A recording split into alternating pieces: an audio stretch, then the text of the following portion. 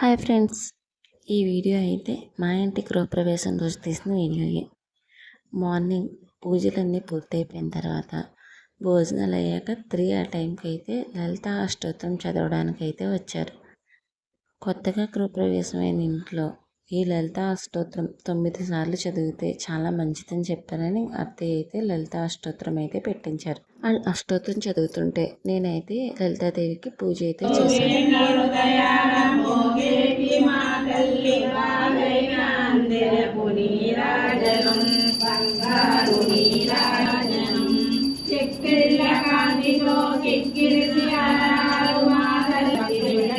ఇంకా వాళ్ళు లలిత శాస్త్రం చదివినంతసేపు నేను లలితాదేవికి అయితే 9 రకాల పువ్వులతో అయితే పూజ చేశాను.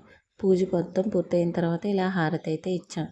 లలిత సహస్రనామం చదవడం పూర్తయిపోయిన తర్వాత కొన్ని దేవుడి పాటలు కూడా అయితే పాడారు.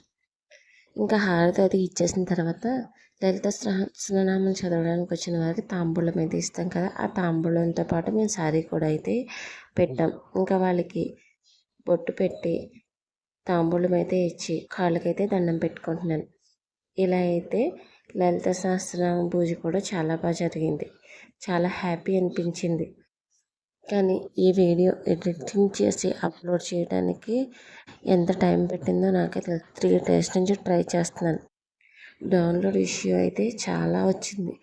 ఇంకా ఫైనల్లీ ఈరోజైతే అప్లోడ్ చేయడానికి వీలైతే కుదిరింది. అమ్మ అనుగ్రహం లేనిదే ఏది జరగదనుకుంటాం కదా, అలా అమ్మవారు ఈరోజు పెట్టాలని అనుకుందేమో. ఫైనల్లీ అమ్మకి పిన్నికి కూడా సారీ